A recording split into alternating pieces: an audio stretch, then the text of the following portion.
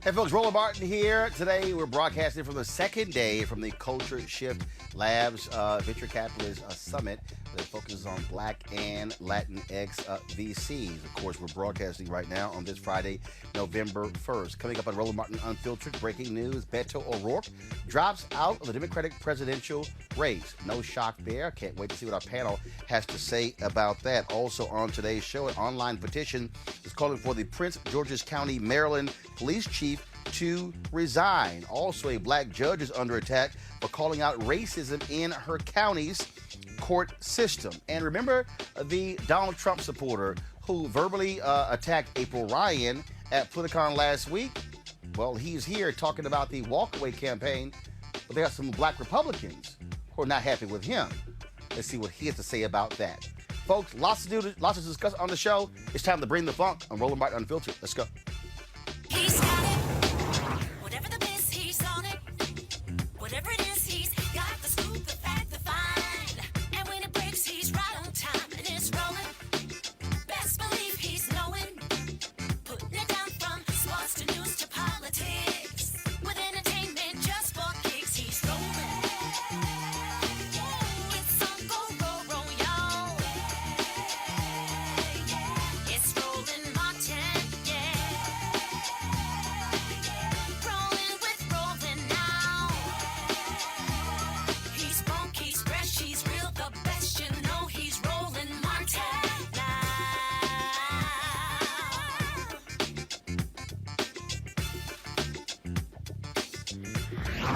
Martin. All right, folks, our top story, Beto O'Rourke, of course, a former congressman who came very close to defeating Senator Ted Cruz for the Texas Senate race in 2018, has dropped out of the Democratic presidential race. Here is someone who generated lots of attention when he announced. He said he was made for this. Big Vanity Fair article, of course, touting his run, but he never gained any traction whatsoever.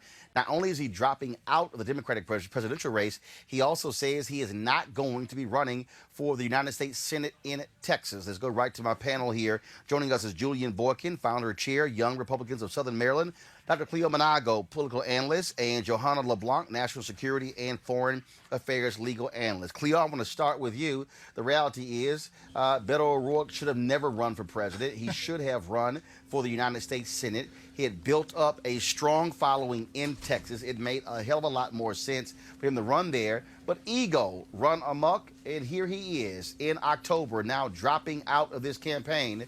Your thoughts?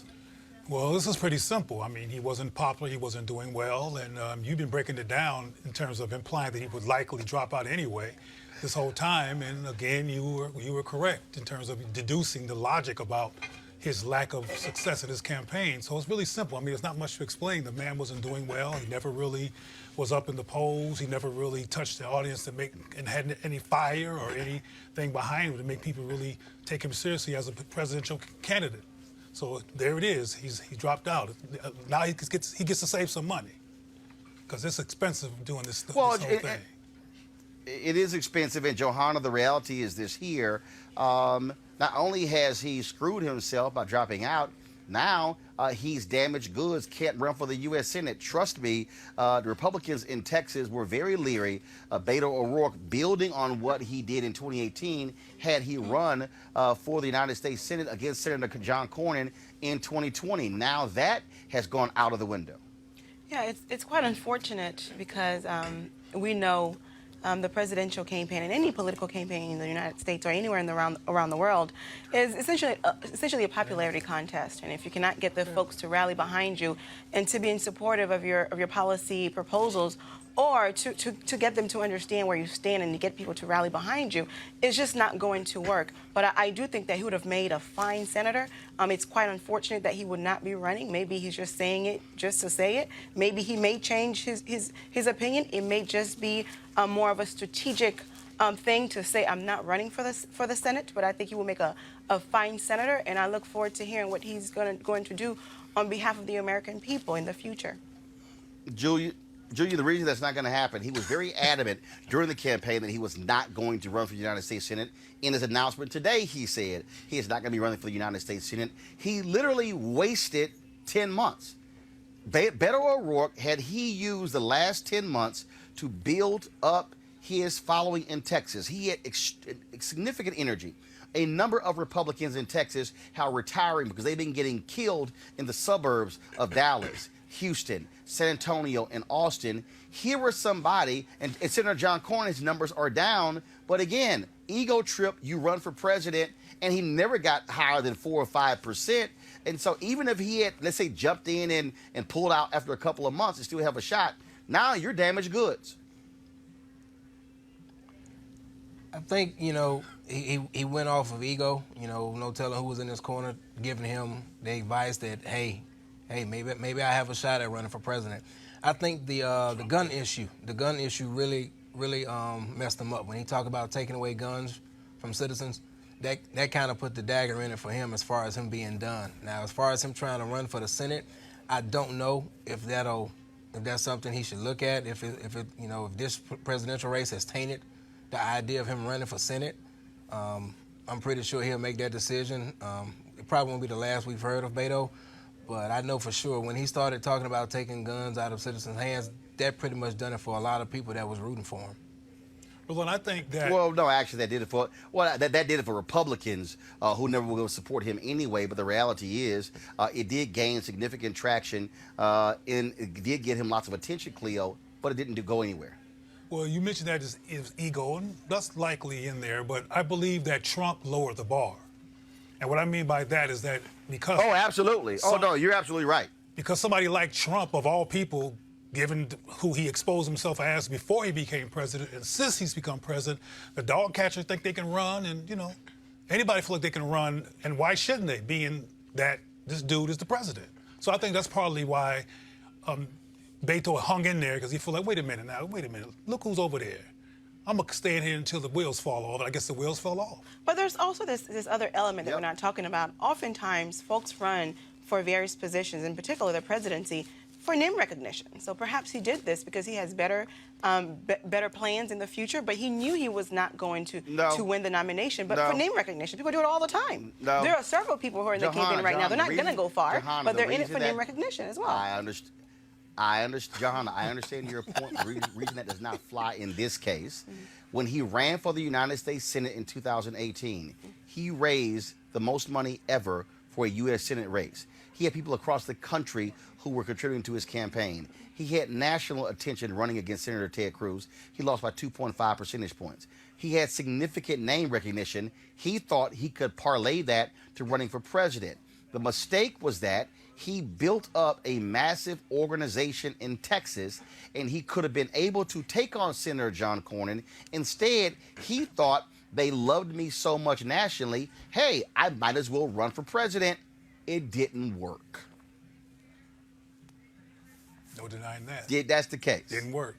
And it's just sometimes some people need to realize, guess what? You ain't meant to run for president. You're meant to be. And here's the piece. He's young cat. He could have easily ran for the U.S. Senate. Let's say he won and beat Cornyn. There's going to be significant opposition to Donald Trump in 2020. Julian, your party is extremely afraid of what's happening in the suburbs of Texas.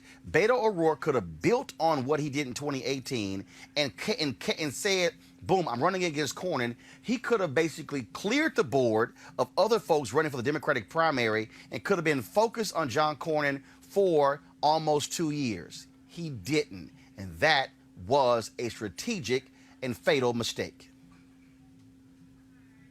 Yeah. It's obvious that there was a fatality. I mean, he's gone. He was listening to somebody. There we go. He was listening to somebody. He had Well, built up guess a lot what? of momentum. It should have called folks like me, because we just said hashtag we tried to tell you. All right, y'all. Let's talk about this story here. The first black woman elected to serve as a judge in Louisiana's 16th Judicial District has come under fire for speaking out against racial injustice. Last month, the 16th Judicial District Attorney's Office in New Iberia, Louisiana, began requesting that Lori Landry be recused from pending criminal cases on the grounds that she is biased or prejudiced against this office, such that she cannot be fair or impartial. Since then, the situation has escalated. As of Wednesday, Landry was facing more than 300 virtually identical motions asking that she be reportedly removed from upcoming cases. Some examples being used against Landry are comments she reportedly made from the bench, such as, "Black men do not survive traffic stops with the police."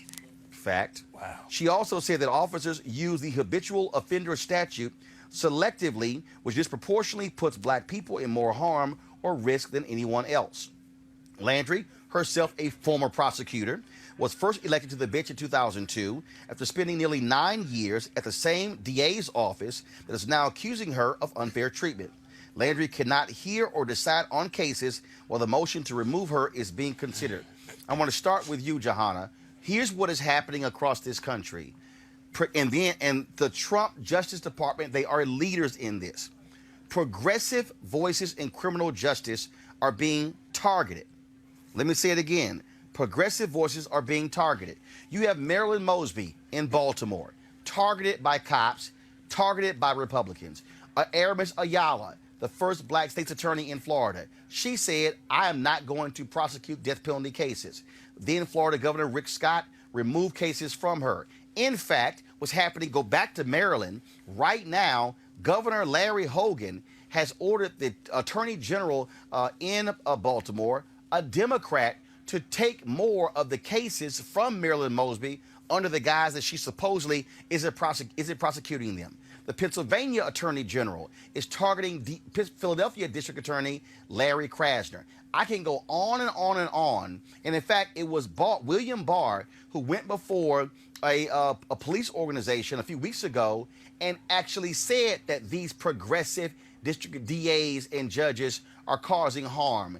They want to keep locking people up, and they don't want progressive voices like Judge Landry on the bench, Johanna.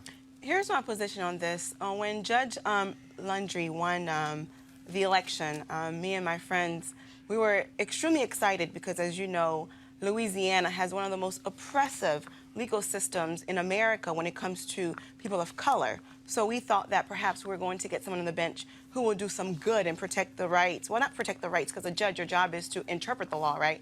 Not to be an advocate. So here's my problem here, right? There is a fine line between advocacy and being a judge. Again, as a judge, your job is to interpret the law. And because she has been so vocal about injustices in the system, and for example, that quote you just shared with us, about men when they're stopped by the police officer, and usually they don't get it's never fair, right? So as a judge, you have to be very careful because you have to always appear to be impartial. You have to appear to be neutral. So when you speak those things out loud, people now know where you stand, and motions such as these could be filed to get you recused from certain cases. Now, had it been a white judge or someone who's racist making racist comments, the same motions would have been filed. So again, I think it's good that you have a progressive judge on the bench, but however, we must be mindful because there is a fine line between advocacy and being a judge, and you have to be impartial. Nah, but here's the deal, Cleo. You can make comments as a judge, but it's not a situation unless you are ruling on a particular case. You can be a judge and speak about exactly what's happening in the criminal justice system. That's not what they're saying. They're not saying that she has incorrectly ruled in cases. They're saying, we don't like your comments. Well, the motion was filed because she is perceived to not be neutral or not being impartial. That's not what I said. No, that's not. No. The motion was filed specifically related to comments. The motion was not filed as related to rulings from the bench in specific cases. But those comments could lead to her not being impartial. No, hold up. You can't say comments could lead to something unless it leads to something. So unless, again, if they said, Cleo, that she incorrectly ruled in this case, she applied the law incorrectly, they then can appeal that decision. They then can actually take her up for judicial misconduct. That's not what they're doing here. Right. That's the difference, Johanna. That's the Cleo, difference. go ahead. And just because you acknowledge a statistical fact where people that look like you are getting mistreated does not mean you're going to be inappropriate when it comes to making legal decisions. No. And the assumption is that if you have a perspective that's even true around issues relevant to race, you become suspect. And that's racist. Right. And what she's dealing with here is racism. I just hope that there's enough support around her, whether it's community people or other judiciaries, that will help support this woman, because once you get on the wrong side of bureaucracies that are white, you can lose. No turning back. So I hope that she has support, but I want to reiterate the fact that just because you have a perspective that's based on fact does not mean you don't have the clarity and the lack of, what's the word that you have to have? You have to have no bias. Doesn't mean that you don't have bias, or that you do have bias, I should say, when you're making legal decisions. This is racist. Julian, there's a black federal judge who gave a speech talking about Donald Trump and some of these decisions. He's a federal judge. He was speaking about these issues. Just because a person is a judge does not mean they cannot make comments about what is happening in the criminal justice system. But you are, as a judge, you are judged based upon the application of the law. I think the judge is right for what she's saying. I think she just went about it the wrong way. As a judge, you got to kind of stay impartial in making comments on certain things. Granted, she has a front row seat as far as the cases that are being tried versus Caucasian men, with cases that are being tried versus African-American men. If you take the same charge and see, okay, a Caucasian male is receiving a lesser sentence, but an African-American male is receiving a more harsher sentence, yes, she can make that assumption. But at the same time, a person in her seat, I think she could have figured out a better way and play chess with it and see, okay, how can I advocate this without putting myself in the spotlight in a negative way? So now you run the risk of they're filing a motion to have you removed, and they're bringing up about 300 plus cases against you that you've already sided over. So, yes, she's entitled to express. No. They're not bringing up 300 cases she decided over. They're bringing up these 300 motions that are nearly identical. What they're trying to do is they're trying to game the system to keep her off of the bench. That's what they're trying to do. And this is not the first time we've seen this. And we saw this with the ambassador, with the AU ambassador to the United States. When you are in certain positions, you cannot be an advocate. You are to... No, Johanna, there's a difference. Johanna, hold on, wait 1 second. 1 second. 1 second. We're going to deal with facts here. The person who is the ambassador, that is an appointed position. Appointed. This is an elected position. She was chosen by the people. That distinction must be made.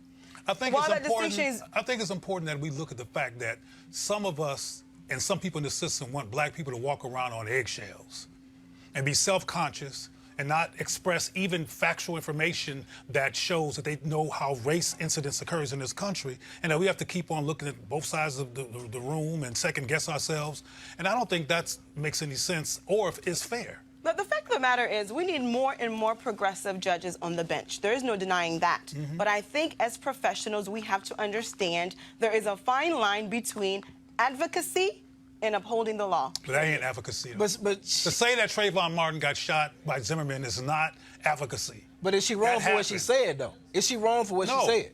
So it's not what she said, it's how she said it. It's the Because she could have, percep- it's she the said it in percep- English. it's the but she could have done it a perception. different way to the point where she doesn't make herself a target. I think Well, She could have done it a different way where she does not make herself a target. No, actually, You have to be strategic and actually, I action. disagree. Roland, she could have done it a different way where she's not making Yeah. herself a target. No, Do you agree? now here's the deal, though. You can say it. No, because here's why. Because of what's actually happening right now, progressive DAs and judges who have said things in the right way, who have said them very softly, who said them respectfully, other forms are still being targeted and attacked. So the issue is not that, how she said it or where she said it. It's the fact that she is calling said it. out the DA's office. And that's what they don't like. And let's keep in mind, this is a woman who served in that office. What is clear here is there are people who she worked with in that office, and what she is doing is calling them out for how they are targeting people. I'll give you an example. In New York, they passed a law to impact their bail system. They found there's an audio recording of a prosecutor explaining to people how to skirt the rules in order to keep people in jail longer. That's what's happening, and so that's what you're dealing with. We got to be honest. If there are people in DA's office who want to be judges, who want to be for higher office, who use the prosecution of largely black people to advance their careers, and they don't want somebody calling out that because that, they believe, impacts their rise. And that, to me, I think is what's going on here. Final comment before I go to a break. Mosby is in trouble because Mosby had corrupt police officers arrested. And she broke the line by being in her position and arresting police, and she's under very similar scrutiny. Nailed it. Last comment. Simple as that. Last comment. Let's be more strategic in our approach moving forward. Let's go buy some eggshells Perhaps. and travel around with a bunch of eggshells. I think it's a certain way you have to do things. Obviously, I mean, For white folks. She just has to be more strategic in For her white approach folks. and utilize her power in For white more folks. of a more decisive way to where she can perhaps Not offend offset white the sentences folks. to make it fair and reasonable for everybody, so it's not just African But she American is males. fair and reasonable. Calling it out is one thing, but you got to have a solution. right. How you gonna fix I that? acknowledge racism. I'm fair and decent to everybody. If you call it out, what's the solution? If you call it what it is and it's wrong, what is the solution? That's all I'm saying. Thank you. Well, one of the solutions. She calling is it by- out, but what's the one of the solution? solutions- If you one calling of the- it out, what one is of the the solution? Calling One it out of is the important solutions. because I understand One that. of the solutions. Repress the facts I'm of not- life. I'm not Let me debating say it. it. I'm not I debating can it. answer your question. Excuse me. One of the solutions is by calling it out, by putting them on notice, by saying, if you sit here and keep playing games with the criminal justice system, I'm going to keep calling you out and exposing you. That is a solution. Got to go to break. We come back. Right winger, used to be a liberal. He attacks April Ryan at Politicon, and then he says that he was the one who was a victim. So why is he calling April Ryan all sorts of names at an event where black people were discussing their thoughts and perspective on Trump, and he's not black? Oh, I'll talk with him next on Roland Martin Unfiltered. Back in a moment. You want to check out Roland Martin Unfiltered? YouTube.com/Roland S. Martin. And subscribe to our YouTube channel. There's only one daily digital show out here that keeps it black and keep it real. It's Roland Martin Unfiltered. See that name right there? Roland Martin Unfiltered. Like, share, and subscribe to our YouTube channel. That's YouTube.com/Roland S. Martin. And don't forget to turn on your notifications so when we go live, you'll know it. All right, family, it's almost time. The holiday season is my favorite time of the year. And whether you celebrate Thanksgiving, Ramadan, Christmas, Kwanzaa, or New Year's, this is when you think about spending time with the people you love most. This is also the time to count your blessings and support those less fortunate and look at how you can have an impact on their lives. Well, I have the perfect opportunity for you to be a holiday hero and have a major impact on other families. Now, here's the deal. Right now, hundreds of thousands of Americans are sitting in jail without being convicted of a crime. Why? Because they lack the financial resources to pay their bail. Now, think about it. If you are arrested for any minor offense, you'll be taken directly to jail. And if you don't have bail money, whether it's a few hundred or a few $1,000s, you will stay there until a court date is scheduled. That could be days, weeks, or even months. Now, America's bail system is broken and has created a two-tier system of justice, one for the rich and another for the poor. Folks, freedom should be free.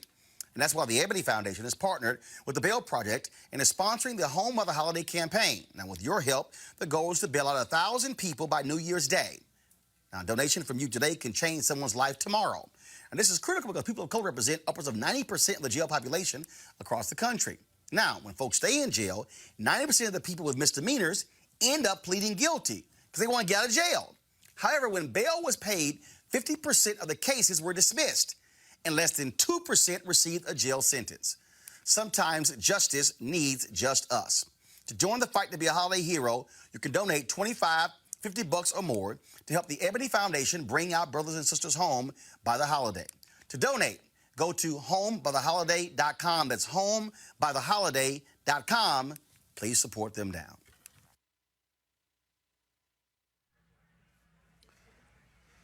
Last week at Politicon, a group of African Americans were speaking on a panel about being black and covering Donald Trump. Then all of a sudden, this disruption happened at the panel. They believe that those policies That's true of the Republican Party as well. Trump has policies that he only believes help his own voters. That's a lie. He only talks to his own That's base. a lie. Ask your question. That's a lie. Just Speaking of lies, I want to talk to April Ryan. There is nothing. The biggest liar in this room. Hold on. Yeah, I have a question for April Ryan. I will. You know, I keep. Well, then let me ask my question. Hold on. Speaking of lies, let me tell you something. My middle name is Truth. April Ryan, Ryan. Let me ask you a question. You don't want this. Hold on, y'all. You're the one walking away, sweetheart. You're the one walking away. Come back and answer my question. Come back and answer my question. Please be respectful. What you just said is very All right, so here it is. Here's my question. My name is Brandon Straub. I created the walk away.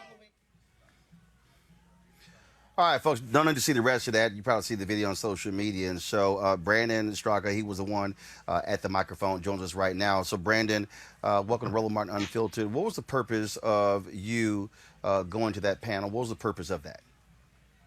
Well, initially, I wasn't even supposed to be going to that panel. It was not my intention to do so. I actually had a booth at Politicon for the Walkaway campaign.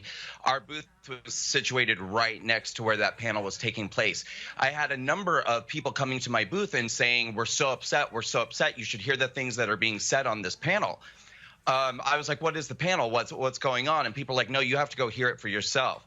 So I stepped over, which was literally 5-10 steps away, and began listening. And within minutes, it was very clear what the panel was about. It was a anti-Trump supporter. It was just Trump bashing. So what were they saying? What were they saying?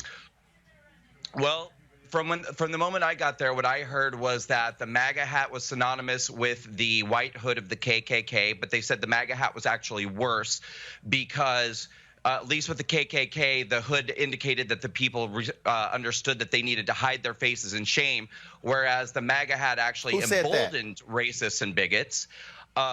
The people on the panel were saying that they have to live in fear every day of Trump supporters, that they have to live in terror, I mean, the name of the panel was Being Black You said Trump. Hold on one second. So you said the people on the panel were saying that they have to live in fear. Did any of the people on that panel actually state examples of how they have been targeted, how they have been harassed, how they've had to hire security? Any of them? They did not. Okay. But the fact of the matter is there are people on the panel who have had to do that.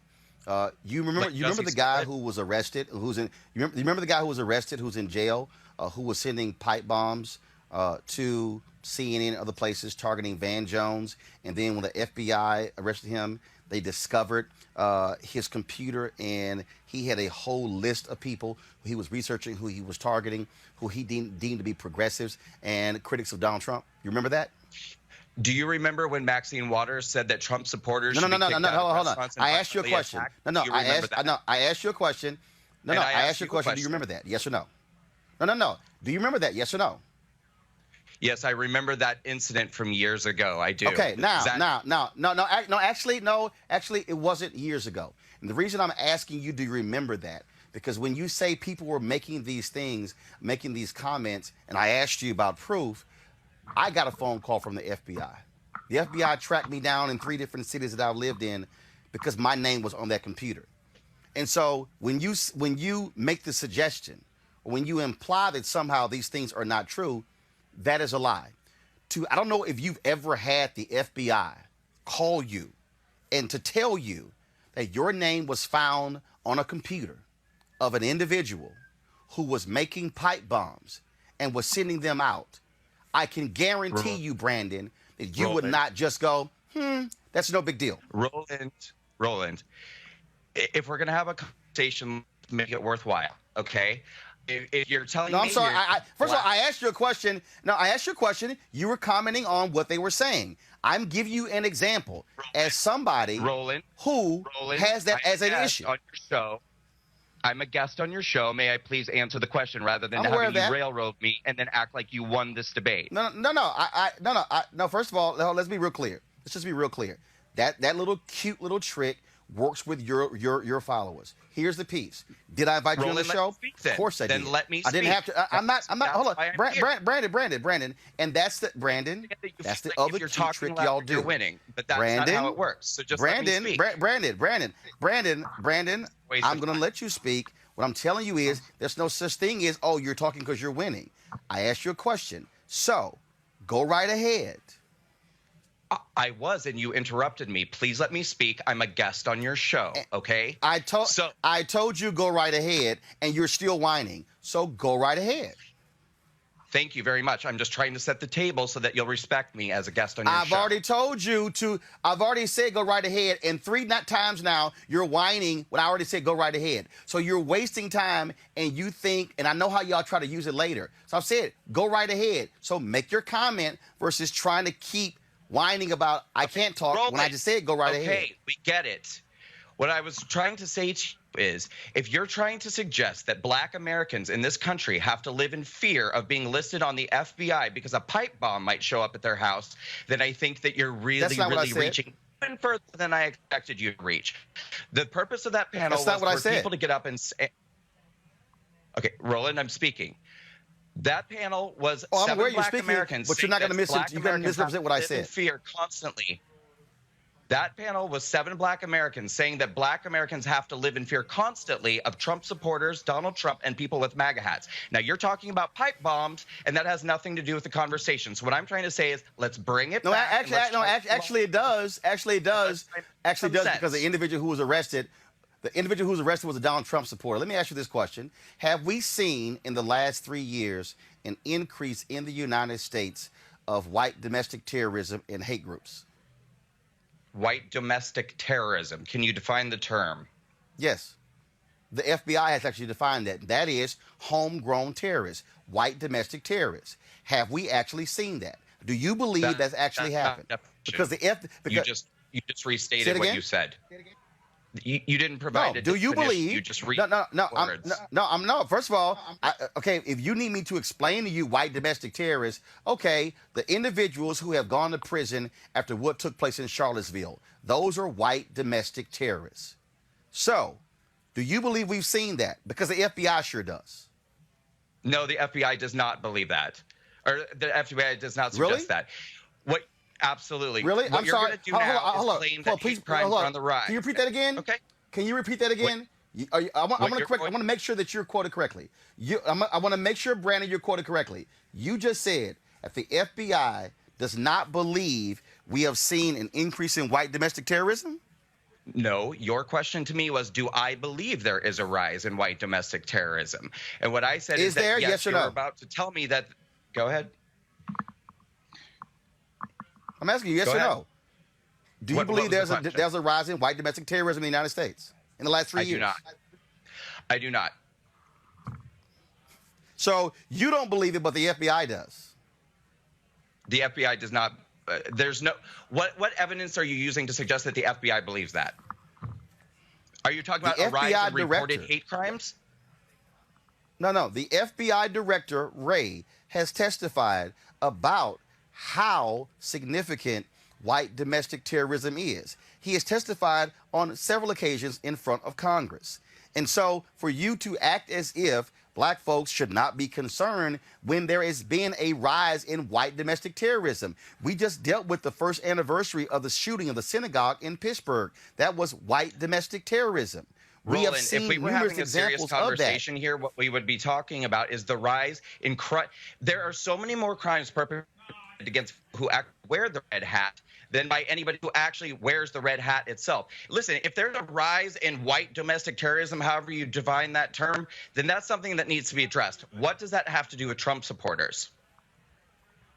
No, what it has to do with the fact is in the last 3 years since Trump was placed to the White House, we've seen that rise. And what we're dealing with now is that is a concern of a significant number of people. Now, I got to ask you this question here. You are one of the folks involved in the Walk Away campaign. I'm but the my founder question of is the this Walk Away here. campaign. And I'm sorry, say it again. I'm the founder of the Walk Away campaign. Say it again. So when it comes to that, what is be the black obnoxious. involvement That's- in your campaign? And no, let me ask you this question. What is in terms of black involvement? Because I've had black conservatives who've reached out to me who say they want nothing to do with you or your campaign. And in fact, the guy who's running against Congresswoman Alexandria Ocasio-Cortez has been highly, I think Antonio Hunter, I believe, I'll pull up in a second, has been highly critical of you as it relates to African Americans and Latinos. What do you say about that? What I would say about that is that I would happily provide screenshots for you of that same gentleman calling me a faggot and making homophobic slurs against me and threats against my event. I have this all screenshotted. If that is actually the person that you want to get behind, I think that you're backing the wrong horse, Roland. No. Actually, I'm not getting behind anybody. I'm asking you a question. Well, if also, that's your when it character comes witness, to your if move, that's your character witness- I'm asking you a question because that was only one question. I'm asking you I that think you're picking particular the wrong question guy, Roland. because there have been numerous black conservatives who Name have one said more. that your movement. Excuse me. I'm going to ask the question. There have been black conservatives who have said that your movement is not about empowering African Americans. It's about getting attention for you. So I'll ask the question, what exactly does your movement have to do with Black America? And what have you done to even do anything to address the issues that Black Americans care about? Sure. Other than So- you say walk away. Right. So first and foremost, I don't believe you when you say that numerous black conservatives have That's come fine. to you other than the homophobic That's fine. gangbanger that you're But apparently doing business with. But you also don't believe in the rise in white domestic terrorism. So that's neither here nor there. But go ahead and answer my question. And you're also buddying up with homophobic gangbangers. So No, actually, I'm not. I don't even know who he Hey, is. Because the reality is, this was I'm your saying character the witness. information was no. I don't know who he is. This is I your character witness. brought it up because there are other individuals who have said that he was one hold individual. They've also talked. They've also besides the one second. homophobic They've also gangbanger, raised the question. besides the They've homophobic also gangbanger. raised the question. They've also raised the question again about what is the black leadership involvement in your Sure. movement, and the question is, what specifically have you done or are doing when it comes to the issues involving African Americans other than yell, walk away? What are you doing? Right. Okay, so first and foremost, the Walkaway campaign started off as a social media testimonial campaign, people creating videos and written testimonials. So one of the first things that we did was when we started to get an enormous vault of testimonials from Black Americans walking away from the Democratic Party, we created a documentary, a 35-minute documentary. People can watch it right now for free on YouTube. It's called The Great Awakening, Breaking the Chains of the Democratic Party. 20 Black Americans telling their stories of why they're walking away. After we created this documentary, we began raising funds to do screenings around the country. And we do these screenings under the name the Walkaway Black Americans Town Hall. So what I've done is taken who do the amazing funds Black go to? voices across the spectrum. I'm trying to answer your question, but go ahead. Who do the funds go to? Who do the funds go to? The funds go to the Walkaway Foundation, and then they're used to do our events. I've never drawn a salary from the Walkaway campaign, not a single dollar. I've never paid myself a single dollar from the Walkaway Foundation. That's never happened. Okay, and so you say you're doing screenings in black communities regarding the Walkaway campaign. Is that what you're saying? Not only are we doing screenings, we're also flying in speakers from around the country, amazing people like David Harris Jr., YG Nightstorm, Angela King, Shamika Moore, Terrence Williams, Chandler Crump. I could go on and on and on. You said Angela King. You said Angela King and David Harris. Angela King, I believe that's Alveda King's daughter. So, question for you. So, what exactly? What exactly are they doing? What exactly are they doing? Are you providing funds for them to mobilize and organize in black communities, or is the fund simply going to pay for your film and the town hall? So, no, we don't pay. We pay for the events that Walkaway does. We don't provide funding for other organizations. And the funding goes to do our events. The events are very costly. We have to rent a venue. We have to pay for flights and hotels for speakers. We have to pay for a lot of security, unfortunately, because liberals and Democrats are violent. We have to pay for marketing. There's a lot of things that we have to pay for. In addition to the fact that we also have to pay for graphic designers, and I have an organization. I have a staff that I have to pay for. I have an organization. And do you have a diverse staff, and are you also using diverse vendors? Well, I mean, we have several LGBT people on my staff. No. Do you have how many black folks on your staff? Well, there's 4 people on my staff, period, and they're all white. How many black people on your staff? Well, when we're doing Walkaway town halls, 100% of my staff is black. No. How many black people on your staff? How many black vendors are you using? Because here's the deal. Here's the deal, Brandon. No.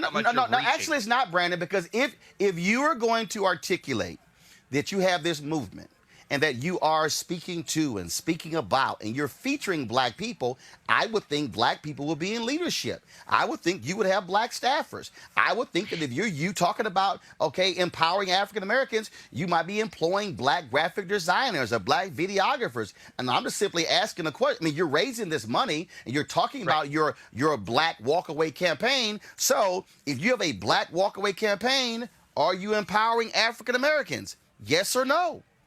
Yes, sir. A videographer is a contracted job, and many of my videographers Well, are I'm aware of black that. people. I have a company.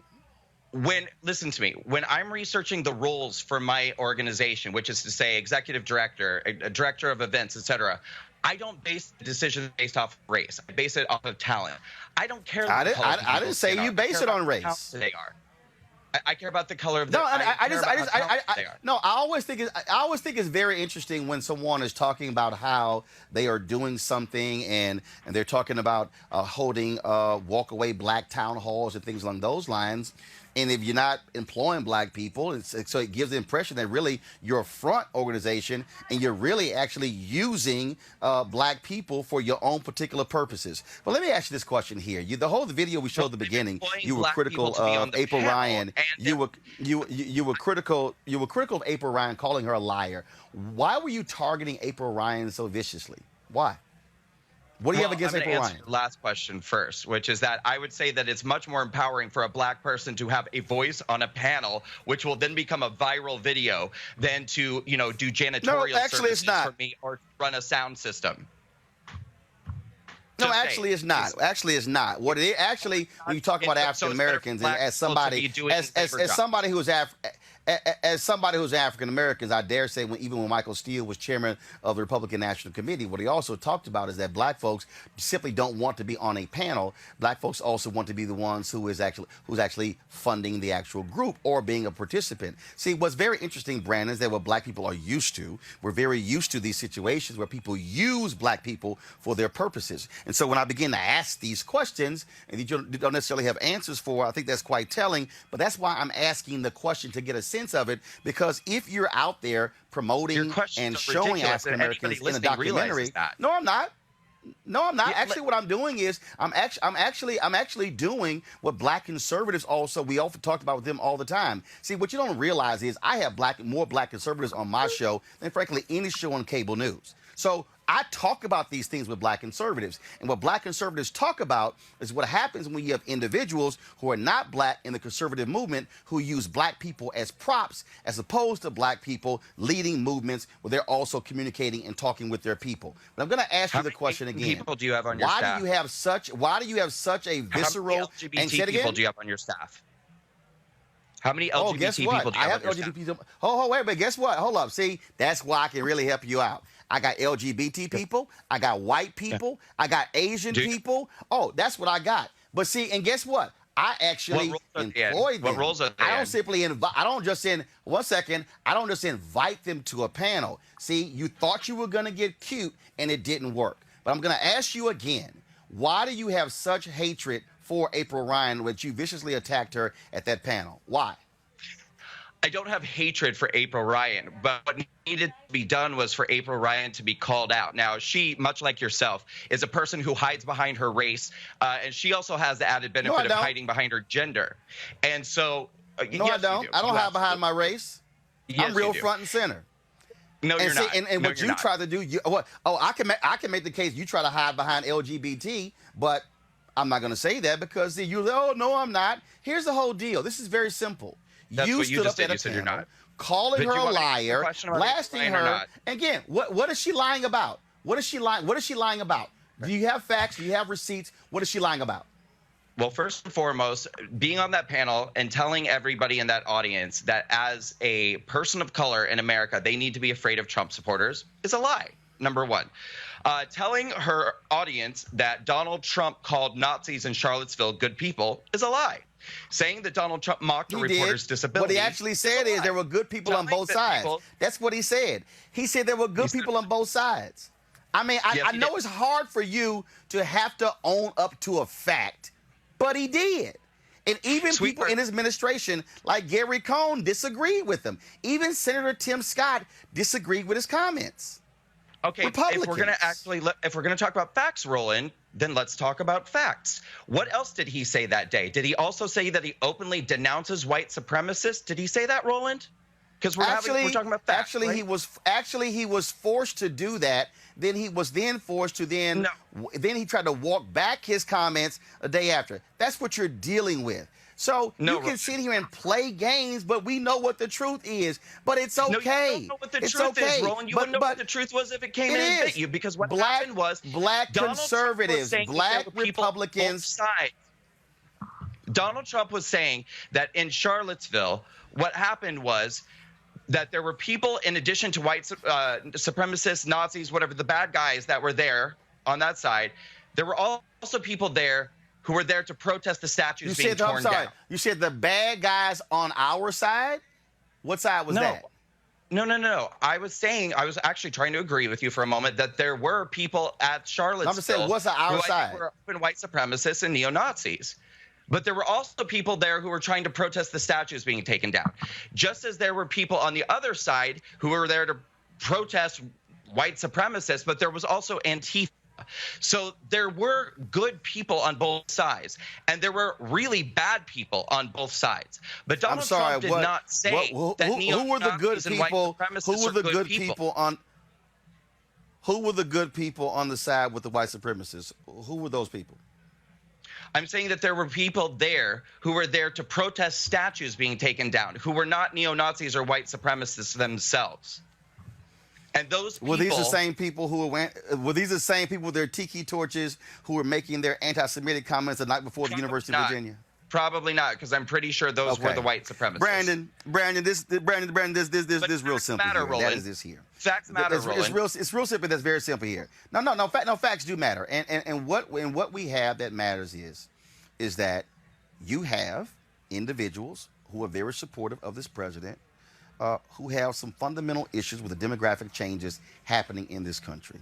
And what I would dare say is that if you are trying to make an argument, that's very true. If you're trying to make an argument as to why folks should walk away, make a logical argument. But what doesn't make sense, and again, as somebody who has these conversations with black conservatives, I would dare say maybe you should have discussions with them. Maybe you should have real conversations about your approach when it comes to calling out folks like April and others, because somehow that's not actually going to get black folks coming to your side. It's not. What's going to actually, what might appeal to black folks, if you're making a reasonable argument, that's what might make sense. Okay, but I hate to break it to you, Roland, but the problem is black people are coming to my side and black people are walking away, and I don't have to make up statistics because the testimonials speak for themselves. These the same? Donald Trump is polling at 1% among black people. How many are coming to your side? Well, do you remember the polls when they said that Donald Trump had a 3% chance of winning? How did the polls work out that time, Roland?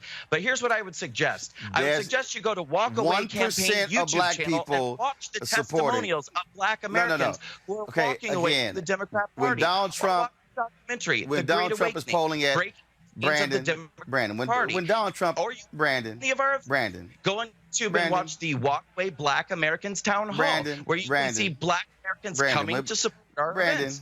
It's happening, Roland. Brandon's real simple. Brandon's real simple. Brandon, again, though, I know got folks like you and Candace Owens and y'all yelling is happening.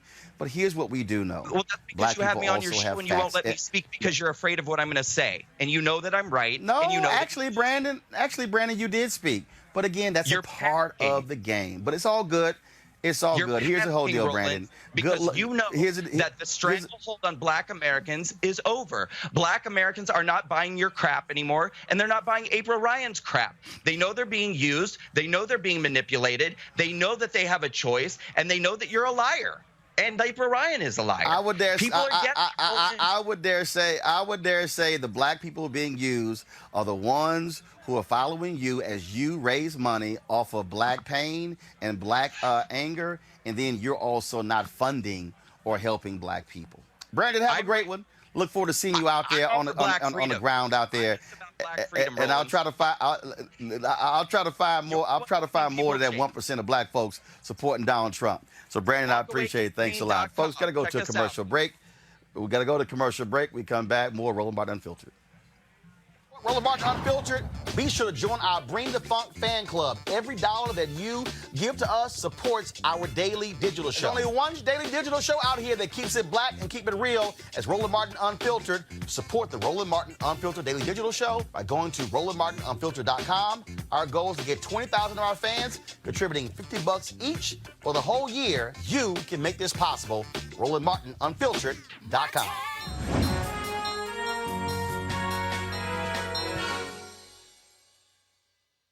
I'm from 3 generations of Alonzo Thorntons who joined the Army. My grandfather's in World War II. I joined the Army in 1984 as a combat medic. And in the military, we had people who watched our back. It was a system where I would watch your back, you would watch mine. My union grants that security because I know my medical benefits is taken care of, my pension is taken care of. I can concentrate on caring for people. And public service especially, I love it because a lot of times many individuals don't have anywhere else to go. You know, public hospitals may not take them, but public service, we take them and we care for them and we give them the best lives possible. I love it.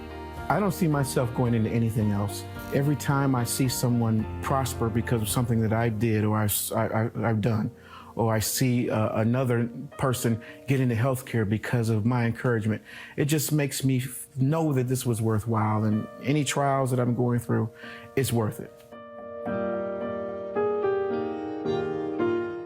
Alonzo Thornton knows how important it is that we have each other's backs. That's what he's always done in the Army, as a public service worker, and as a member of AFSCME. Alonzo is the embodiment of duty, honor, and integrity. The people of Nevada are lucky to have him looking out for the state's most vulnerable residents. If you know someone like Alonzo, who sees their job not just as a career, but a calling, go to this website and nominate him or her for a Never Quit Award.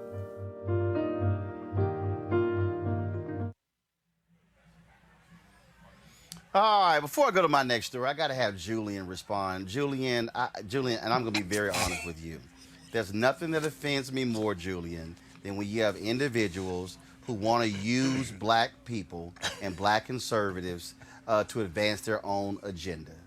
And that's what this guy Brandon is doing, raising money. It is not going to black people. And guess what? They're not funding. Let me be real clear to my audience out there, and there are people out there who don't even agree with black conservatives. I know black conservatives. I put black conservatives on this show. And what's not happening is people are sending money to people like Brandon and sending money to people like Charlie Kirk, and they're not funding black conservative initiatives. But Julian, you can go ahead and make your comment. I have never heard of the walkaway movement. I'm more concerned with doing work in Southern Maryland, Charles County, St. Mary's County, and Calvert County, getting people involved in politics. You know, I'm a young Republican, I'm a millennial. You know, I'm not finna sit back and wait for the old guard to die or retire. I'm finna take charge now. I'm taking charge for the next 25 to 50 years. You know, the old guard has done well, but the current model we have now does not fix the problems that we have. So it needs to be modified completely. You know, first time ever meeting Brandon, seeing him on TV, I have a lot of questions, you know, when you ask simple questions like, hey, how many African Americans do you have on your staff? And he can't answer. I thought you was gonna ask him, how many Negroes do you have? You know, is it a certain wording that he's used to hearing that can identify, you know, his answer? But well, it's not with an N, but it ain't. I'm not with the walkaway movement. Let that be first and foremost. My movement is different. My movement is trying to find young millennials like myself who want to see change, who aren't afraid of change, and who don't want to sit back and let other people dictate the next 25 to 50 years. So whatever he's doing, that's on him, but I don't agree and I don't support issues where you have people who are getting donations, but at the same time, you're not seeing nobody of color. And when you ask them a simple question, how many people of color do you have on your staff, and that person can't answer that question, I question that person's whole purpose. What is your end game? You know, where are your funds going? And Cleo, don't tell me about you got a documentary that features 20 black people who used to be a Democratic Party, but you can't tell me if black people are getting some of that money. What that means is you using black people for your purposes. Well, clearly. I wish he was in the studio. I would have loved to have a go with him live. And he got on my nerves with trying to pull the LGBT card. See, a lot of these racist LGBT people think they can hide behind LGBT and not be seen as racist. But you can't get no more racist in the LGBT white-led community. I mean, it's extremely racist. And you ask him straight up, did he have any black folks on his staff? And he said no. And then he tried to call in the janitor or somebody. I mean, this guy, I never heard of the takeaway or walk away. What is it? I've never heard of them before, but I hope that black people are not so naive that they're running behind him, because his whole demeanor, his whole style just sounded very racist to me. And he's using the gay thing, as I said, as a shield so he won't be seen as racist. And for him to deny that black people are being attacked in this country and claim that it's not an issue is very interesting. However, which may sound like I'm siding with him, which I'm not, I'm siding with reality. I believe, and this is another topic kind of, that we have seen a rise in these crimes because of cell phone use, and it's become more blatant and brought to the surface, because we've always had a high level of racism and racist crimes in this country that went under the radar. But I don't see how nobody black Johanna, do. Right.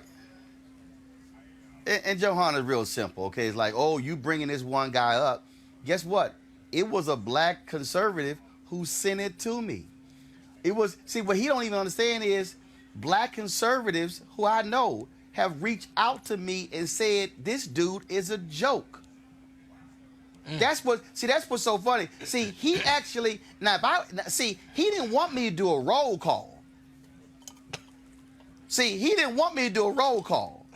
And then try to say, well, this guy called me, I don't even know who that dude is. I mean, I don't even know who this dude, Antone, I don't know who he is.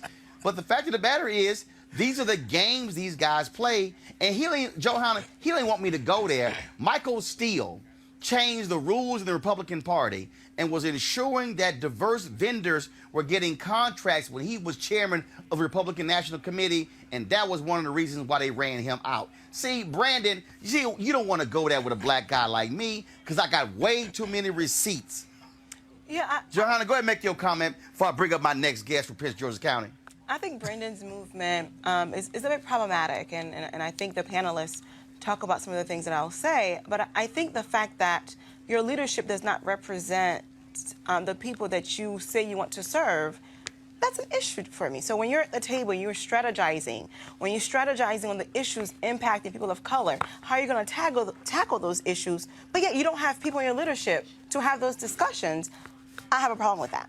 But I'm going to deviate from this conversation for one slight question, for one slight second, rather, because we have to acknowledge this. Because I do think that one of the things that make us able to maintain and sustain democracy in America is our freedom to choose our political affiliation, our freedom of speech, freedom of affiliation. But I have seen lately that we, as a group of people, tend to alienate those who identify with a certain political party, and it has to stop. We don't have to agree with someone's political affiliation. We must not only tolerate them, but also embrace them, because it is only through productive dialogue that we can actually move forward as a country. So we must stop that. We must accept people and embrace them, regardless of their political affiliation. I will say this. If there are individuals who are aligning with other individuals who are against the interests of black folks, we have a responsibility to speak up. Again, there are black conservatives who I know who I will question on this show when it comes to voter suppression, who I will question on this show when it comes to civil rights, who I will question on this show when it comes to when they support a Donald Trump who appoints a Department of Justice leader and the Attorney General who tells police departments we're going to pull back on consent decrees and because we want you guys to do whatever you want. That's what I'm going to say. And so here's the piece. And if anybody who watches this show, they can try to call me a black liberal, they can try to call me a black Democrat, and guess what? I'm going to kick the Democrats' ass when it comes to making sure what contracts we get. Are they employing black folks? Are black vendors being used? See, when you black, you ain't got a party, you got interest. And guess what? If there is an issue where Republicans are right on the issue, hey, I'm going to say I agree on that issue. But what I'm never going to do is stand with any party who's trying to suppress the vote of people who look like me. Let's go to Prince George's County, y'all, where, of course, they're having some issues there, and they want the police chief there to resign. The police chief is Hank Stawinski. The petition comes after a 24-year-old man was severely injured during a traffic stop when officials attempted to arrest him. According to the police officials, DeMonte Ward Blake attempted to flee from custody while handcuffed when officers brought him down, injured his spinal cord, leaving him paralyzed from the waist down. In a news conference, Stawinski defended the officers' actions, stating that they did not mean to hurt Ward Blake and calling the incident a horrible accident. The petition has caused divisiveness in the community, with some faith-based leaders supporting Chief Hank Stawinski and others protesting him. Senior pastor of Reed Temple in Glendale, Maryland, Reverend Mark Whitlock, will be holding a town hall at his church on Monday to discuss police and community relations. He joins us now. Reverend, glad to have you here. First, I'm going to start with Reverend Whitlock first. Man is paralyzed. And then the answer is, hey, it's a horrible accident. Freddie Gray was killed as a result of his treatment in Baltimore. I'm sorry, black folks not going to accept, hey, my bad. First off, thank you for blistering Brandon. You did a wonderful job of taking that man to task. I felt like you was taking him out to the shed and giving him an old whipping that we would normally do in church. So hats off. Keep up that work. I'm going to bring you in to talk to the young people in our church because we need more people like you. 1965, Jimmy Lee Jackson I'll be happy to be there. Thank you. Right. Thank you. 1965, Jimmy Lee Jackson murdered by state police in Alabama. One of the first casualties of the civil rights movement.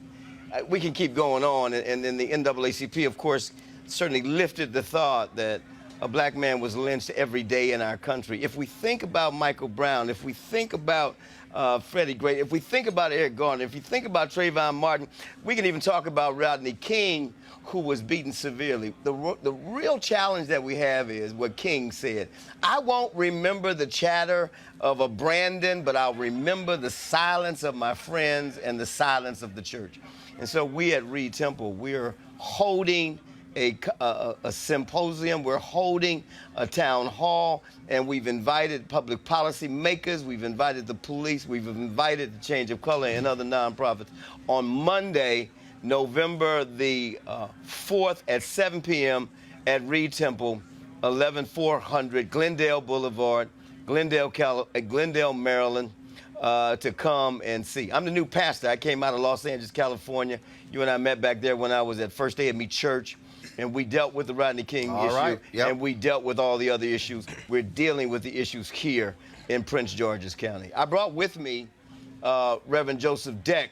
Reverend Joseph Deck is responsible for the men of our church. We have about 14,000 members. We're the largest AME church in the world. We're excited about the fact what Reverend Deck is doing. Reverend Deck should talk about some of the complaints, some of the issues that our young men are facing, not only in Prince George's County, but throughout the DMV. Thank you, Pastor. Reverend, your comment, please. Sure. As I'm the minister of men for almost 3,000 men at Reed Temple AME Church, and one of the things that come up a lot at our church is when they see those blaring lights, they break out into cold sweats. They remember the talks that we give. We do role playing. Everybody here knows that. Put your hands on the wheel, all of that stuff. But in the heat of the moment, when the nerves are real high, they are not quite thinking in an orderly fashion. And we have a history. I don't have to run the history down here in Prince George's County, where when there's a confrontation, when there's a stop, a traffic stop with police officers, more often than not, and I think there was a Maryland study that came out of the governor's office, Lil O's in 2017, often that thing comes out at a like 30% that there is a charge or an incarceration or an altercation. And when you look at other racial groups, that drops down significantly. Therefore, it identifies a problem. So, Roland, you know the work that we have to do. We have to make sure that we have public policy, but not only public policy, but we also must make sure that our young millennials, like my brother to my left, are engaged in the political process, that are engaged in civic engagement. It's not enough for us just to protest, but it's enough for us to go out and vote. It's enough for us to agitate, irritate, to make sure that, one, we have cameras on every police officer, the body camera, so that we can see what's going on. Right now in Prince George's County, we don't have cameras on police officers. Number two, the number of African Americans in leadership in Prince George's County as far as the policing agencies go. And then number three, is there a police review board? Is there someone that is really challenging what these cases are? And we've had some cases go to court. We've had some cases convicted. But we have to have the feeling that everybody has a voice at the table. And that's what's going to happen on Monday at Reed Temple. At 11400 Glendale Boulevard, Glendale, Maryland. All right, gentlemen. Well, look, good luck with that, and certainly keep us abreast of what happens there at Prince George's County. Can I offer one more thing? Your friend and my friend, John Bryant. Yeah, go ahead. Your friend and my friend, John Bryant, well, he's going to be here on the 8th. If you have time, I know you're busy. You may be in New York. But John Bryan and I are putting on a business symposium. November 8th or December 8th? No, November 8th, if you're going to be in Prince George's County. Yeah. No? Yeah, I'll be broadcasting our show from Cabo from the Luxe Jazz Festival, so we'll be there. That's really like hard work, you know what I mean? That's hard. Somebody got to do it. Somebody got to do it. You know, I don't know. Have you been in... Somebody got to do it. Have you been getting money from the walkaway movement? I just want to know. Oh no, trust me. No, when it comes to me, the walk-away movement is the runaway movement because they run away from Negroes like me. Yeah, thank you very much. Gentlemen, I appreciate it. Thanks a lot. Thank you. Thank you. I appreciate it. Thanks a lot. All right, folks. Normally we end our show in a different way, but one of our panelists, Amisha Cross, handled some business for us. I was traveling and could not interview the cast of the movie coming out this weekend, Harriet. So Amisha sat down with director Casey Lemons, Cynthia Erivo, and Leslie Odom Jr., who star in the movie. The movie came out today. They had lots to discuss.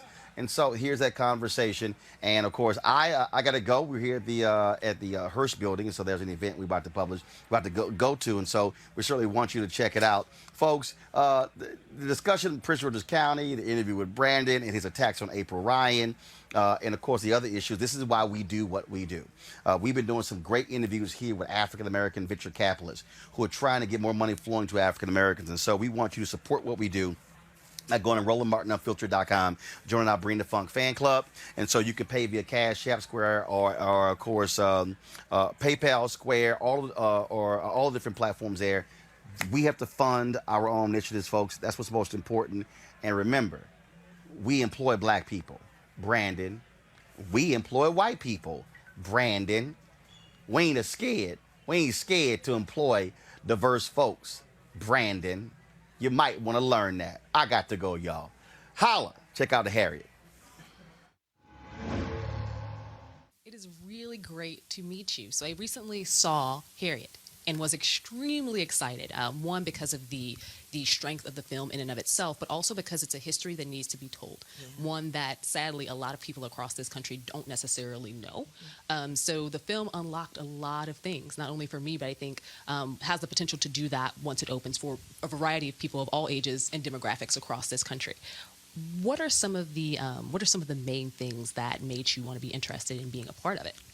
Well, it's funny because I took a meeting that I thought was a general meeting, and the producer kind of sprung it on me, and instantly my heart started to race because it was very intimidating, but it was also incredibly exciting. And I thought, well, this is a story I've heard of people trying to do this story for a long time, and if I can be part of telling it, and bringing her to the audience, that's what I was striving for, to really kind of get you next to who Harriet really was. Then that was something worth doing. And how do you think you were able to dig into that? We know that there are several different biographies that we've read over time or seen get highlighted through the course of history. But I think that there was a lot touched on within the film that made it feel like there was a oneness with her character and who she was. So how do you feel like you were able to harness that? How do you feel that the film was able to really bring that out? I mean, extensive research. I did extensive research, so I read everything. And very quickly, I began to kind of commune with her, really. It started, I would just call her name, before I went to bed first thing in the morning. But then as I'm immersing myself in the research, she came to be very, very vivid to me. And I tried to bring that vividness into the movie. And Cynthia as well. Cynthia and I talked about it, and, we studied her face, and we talked about her voice and how her voice sounded and where it would be placed and what her singing voice might sound like. And we really tried to invoke her, We tried to commune with her and to bring her to through Cynthia into the movie for the audience. And what do you hope that people will gain post seeing the film? What are some of the thoughts that you have about what people will walk away from theaters with? Well, I want them to have a greater understanding of who she was and a pride, she's our hero, and to be inspired by her courageousness and her force of will, because I think that we have to believe in our own power to change things and to do right in the world. I think it's easy to become overwhelmed and just to feel like, okay, I'm just going to give up. I'm going to back away. I'm just going to, brainlessly surf, the internet and try and stay entertained like it's a survival instinct. But what I want you to understand is that one person can really make tremendous change if you're courageous enough. Harriet is very different from a lot of films in the American version of the slave film genre. One, you have a heroine who remains a heroine from beginning to the end of the film, but also there is no white savior in this movie. Throughout thinking about what it was going to look like, we've seen several movies where there is a white savior cast, and we've heard, from the Black community, and very, I think righteously so, a lot of upset around the fact that that happens to be a key theme in a lot of movies surrounding slave life. Why was that, or why do you feel that that was something that was not included here, something that really focuses on the heroism and the strength that Harriet had, more so than focusing on other characters? Well, this is a woman that had tremendous agency, and against all odds, and in a hostile environment. So I certainly wouldn't want to take away any of Harriet's agency, and she didn't need a white savior. There were many wonderful people that she worked with and came across, and that were helpful to her, that worked in the Underground Railroad. But another thing I wanted to make clear about the Underground Railroad was that wasn't a bunch of white saviors either. It was whites and blacks working together for a cause, which is what's so beautiful about it. It really was a civil rights movement. It was a movement of people working together, a network of people that included, abolitionists of all colors. I think that even I was born in Chicago but raised in the South. With the teaching going through public schools there, a lot of the information you hear about the Underground Railroad does include a lot of faces that don't look like mine. So the idea is that you have all of these people who were do-gooders, who were out to help in slavery, but they weren't necessarily former slaves or freed black people themselves who were building the strategy and doing the work in that sense, and going back and forth and making sure that they were able to cast the veil of freedom for their people. So I think that this movie in and of itself recast a lot of what we have been taught in history classes growing up in this country. Right. Yeah. Well, that was part of what was exciting about it. Certainly the Quakers were almost saintly in there. I mean, the Quakers, it was beautiful what the Quakers were able to do for the abolitionist movement and how they were so fearless. But there were many, many blacks working with the Underground Railroad. It was a huge network of people. And I really love, for instance, bringing Reverend Green into the story. Such a wonderful character, and was a very important person in Harriet's life, and just a really interesting person, But the Underground Railroad was so kind of secretive and intricate that Harriet didn't know that her own father was working for the Underground Railroad. In regards to casting, obviously this film has a very strong cast, and a cast that was able to encapsulate so much of the history, but also a strong understanding of the characters that they portrayed. How do you feel that the casting really helped to drive home not only Harriet's story, but also those who helped to make her story possible? Yeah, it was super important to me. I mean, I think that one of the things that we were really trying to portray was all the differences and intricacies of African American life, and the lives of those people, black and white. That black Southerners and white Southerners, and African American enslaved people and free people were different, and yet, very, very connected. And living together almost in communities that were side by side. That was super interesting to me. And so, differentiating them from the abolitionists, only 100 miles away, but the abolitionists who were kind of, when you read their writings and you see photographs of them and how they were dressed, they were almost more Victorian than Victorian. They were so pulled up and eloquent. And it was kind of a stunning difference between Harriet, who was illiterate, and a very, very simple in many ways. And so to contrast her with, with the character of Marie, played by Janelle Monáe.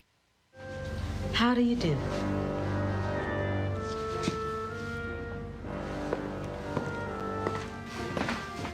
How do you do? Good. You were confident, composed, wise enough to know not to look a strange white man in the eyes. You don't want no trouble. That was super exciting to me, In an era in our history where you see so much of a racial divide, what do you think this film has the possibility of bringing to audiences? Well, at least let's try and understand it, and let's try and understand that the resistance of African Americans, the history of resistance in our country. I think that there's still some mythology around, around slavery as if it were benevolent or somehow people weren't really always trying to escape. But this is a story of somebody who was willing to die to be free. And that is it's a very human concept, and it's a very American concept. And I think that that's something we need to remember. That none of us were content in slavery. That is a myth. There was a great resistance, a huge resistance, and the mythology of contented slaves. One of the things that I love about the movie is the communication with song. That was very much a part of Harriet's story. But that, the slave owners saw slaves singing in the field and thought they're happy. But actually it was intricate, very sophisticated form of resistance communication. And not to give any part of the movie away for those who have not watched it yet, but because this is a historical note that is already available, my next question is in regards to how this film actually reshapes or rediscovers the idea of being a woman who was a leader. And I say that because during all of Harriet's travels back and forth and these very risky journeys from the north to the south, she was able to do this, and the assumption was that she was a male. They created an entire character around who they were going to find and who they were searching for, because a woman would never be able to do all of this, and especially not a woman who's illiterate, a woman who had a physical disability. They just did not see this as something that should be capable of doing. So how do you, when you're thinking about framing of this, what this means for women in general, and I would probably argue she's one of the earliest members of the women's movement before we actually had a women's movement. Right. I mean, I think that that's super important. And to realize that she was one of the earliest, members of that movement, and she was African American. You know what I mean? That feminism is also belongs to us as Black women, and it always has. That she was a leader of men as a Black woman, I think it's super powerful. I mean, it's something for us to hold. We have to put these histories out there so that we can embrace it and that we can be fueled by that as well. But the fact is, the Southerners didn't think African Americans were smart enough to organize rebellions, to plan how to go to rescue slaves. It's not just that she was a woman, that she was Black at all. They thought it was a white abolitionist in blackface, because clearly, no escaped slave would be capable of planning, rescues. At Roland Martin Unfiltered, we tell the stories that you're not necessarily going to always hear in regular media. We want to make sure that Black stories are told, and they are told with the fervor that they need to be to reach the audiences that matter. And we thank you for the hard work that you've done in creating an amazing film and really showcasing our history. Thank you so much. I have with me the 2 stars of Harriet. And I wanted to make sure that during this time on Roland Martin Unfiltered, we got to understand a little bit more about you both, as well as the characters that you're representing, and what this means for the current state of affairs in America. So I'm going to start with you first, Cynthia. Yeah. You play the lead role. Yes. Dynamic woman, Harriet Tubman. You take this to an entirely different level. Not only in terms of your understanding of the character, but also some of her inner thoughts and some of the emotions and things that brought her to make her decision, and why she chose to go back over and over again, risking her life to make sure that she was able to liberate people. What did that mean for you as a woman portraying this role in this time in our nation's history? It meant a lot. I think that we don't have enough representations of us with agency. And the wonderful thing about Harriet is not just the work that she did and the many times that she came back and the lives that she saved, but it's the agency that she had, the force of will that allowed her to make the choice to run in the first place, to go in the first place, and then to keep coming back. In order to do that, she had to know that there was danger, in her path. And she had decided that it was being free or die. She was going to be free or die. That was the long and short of it. Fear is your enemy. Whoa, easy now. I'm going to be free or die. And I think that to be able to be a representative of that kind of woman, of that life, is really significant. It's really special, and I don't take it lightly, that's for sure, yeah.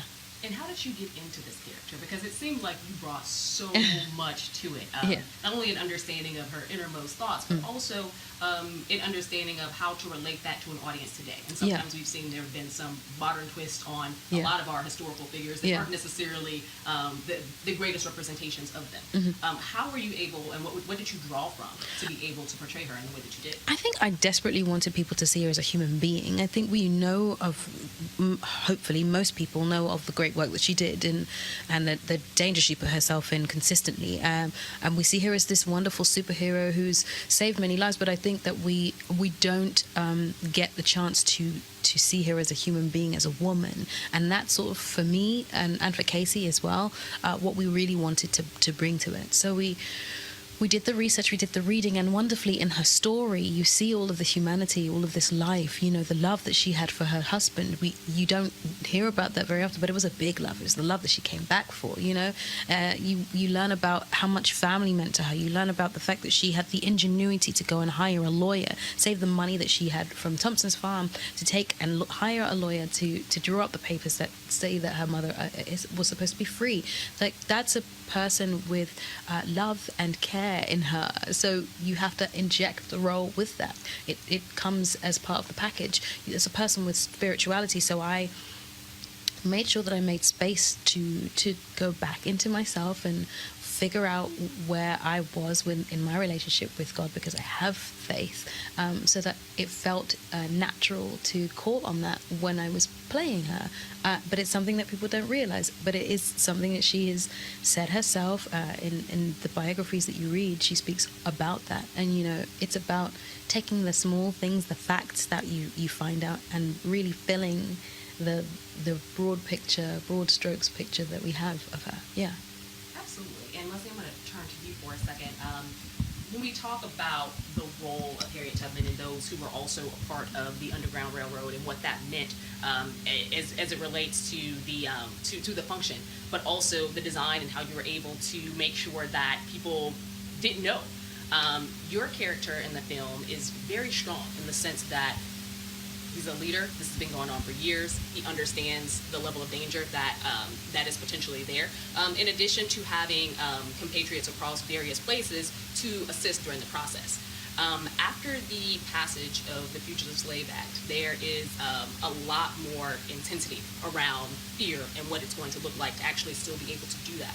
You draw on that in your role. How do you feel that you were able to reach back and not only showcase how pivotal this moment in history was, but also really be that person who drives home the importance of the work? Oh man, I mean, I don't even know if it's for me to say how it went, or how it turned out. It was just my job to try to bring home that danger, try to make that real for myself as much as possible. I'm no fan of myself, so I most of the time I feel like, well, thank you. Most of the time I feel like I fall short because these stakes are huge, big old. They're big, and it is not. It's not easy to make yourself feel that danger and that sense of urgency, that they must have been feeling. Rescuing slaves requires skill and careful planning. It requires reading, Harriet. Can you read a sign or a map? Can you read it all? I put my attention on trying to hear God's voice more clearly. Do you know what would happen if you got caught? They would torture you until you pointed them right to this office. You got lucky, Harriet. And there's nothing more you can do. Don't you tell me what I can't do. I made it this far on my own. God was watching, but my feet was my own. Running, bleeding, climbing, nearly drowned, nothing to eat for days and days, man. I made it. So don't you tell me what I can't do. But did my best, you try to, trying to put yourself there, I was drawing a lot on my own relationship with Cynthia, for what William might be feeling, and also what William might be feeling for the people in the network who he's known for so long, and he's known that they've risked their lives. And so you're trying to think of, what if your friends and family, were in danger of being caught and prosecuted or worse, And this question is for both. As you know, there's been some controversy around the film, specifically as it relates to casting. And I'm going to ask you this as in regards to there is a segment of the African American community that feels as though Harriet should not have been played by someone who's not of African American descent. We've heard those rumblings on Twitter, and there is conversation about what that means. How do you feel in regards to those comments? I understand them, and I don't mind hearing them, and I don't mind sort of the discussion at all. There's a lot of pain underneath that. There's a lot of people, women specifically, black women in this country, whether they're performers or not, who feel historically ignored. The fact that this is the first major motion picture about Harriet Tubman being made. These are so there's pain there. I'll add to that. Historically, there's been such a dearth, a lack of our stories being told at all, and so we can sometimes come. We come. We're facing these problems from the historical, our experience of them. I'm getting to a point, I promise. But what I'll say is, when I graduated school, even, a few years ago, there was no Issa Rae, there was no Lena Waithe, Donald Glover, Shonda Rhimes even, Ava DuVernay. Like, these people were not on the scene. And so our stories are being greenlit now. Because there's data that says that they make money. There's data that says they can make money internationally. And so I said all that to say, this is the first Harriet Tubman story being made. It does not have to be the last. There's nothing stopping anybody else from making a Harriet Tubman story. This is the story that Casey Lemons wanted to tell. This is the story that Deborah Martin Chase wanted to tell. This is the actress that they thought would be perfect. I happen to agree, for this version. And I look forward to seeing the Harriet stories that are told after this. The brilliant actresses that will take on this amazing story after this. I'll say that. Yeah, I understand it very much so, and I welcome the discussion. I understand that there's a want and a love for this woman, but we're lucky that we have this film here, this first telling, but I absolutely do not believe that it is the last, or should be the last, and I just hope that it's even just a blueprint for what might come next. I want it to just create a space for many more black actresses to come and tell this story, because before being English, before that, I'm a black woman who wants to tell wonderful stories about other black women, and Harriet is a wonderful black woman, and I hope this is just one of those stories that keeps going and going and going. And thank you both so much. I think that was a perfect note to end on. I encourage everyone to go out and see Harriet. This is an amazing film, and I think the casting is amazing as well. Thank you. Thank you very much.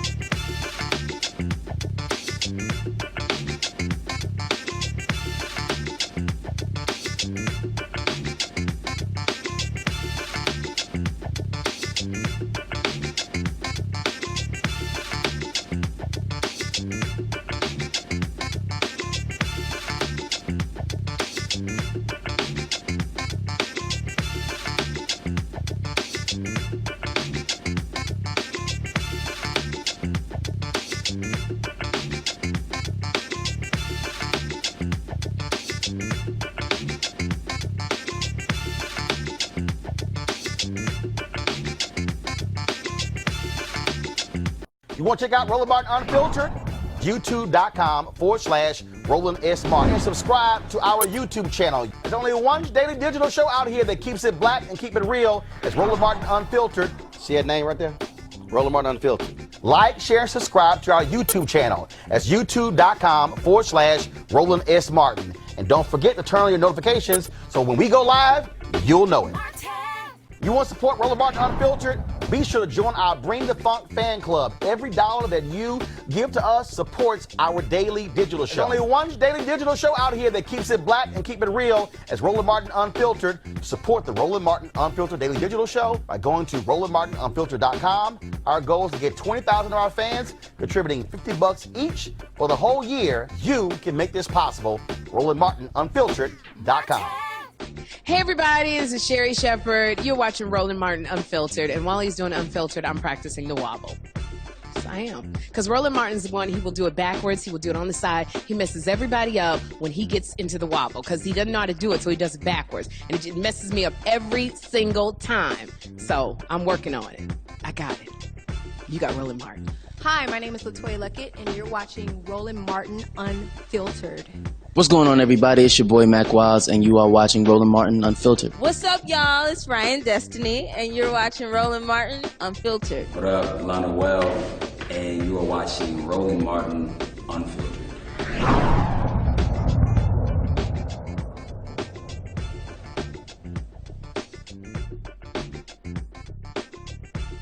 Hey fam, want to check out Roland Martin Unfiltered? The blackest show on all of digital, cable, and broadcast. Check out our audio podcast. There's only one daily digital show out here that keeps it black and keep it real. It's Roland Martin Unfiltered. Press play.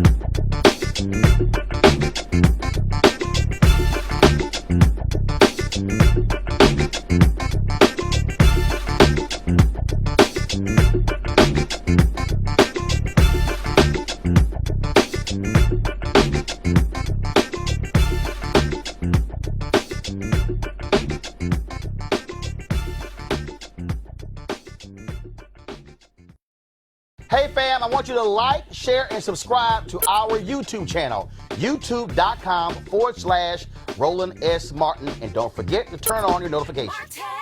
You want to support Roland Martin Unfiltered? Be sure to join our Bring the Funk fan club. Every dollar that you give to us supports our daily digital show. There's only one daily digital show out here that keeps it black and keep it real. It's Roland Martin Unfiltered. Support the Roland Martin Unfiltered daily digital show by going to RolandMartinUnfiltered.com. You can make this possible.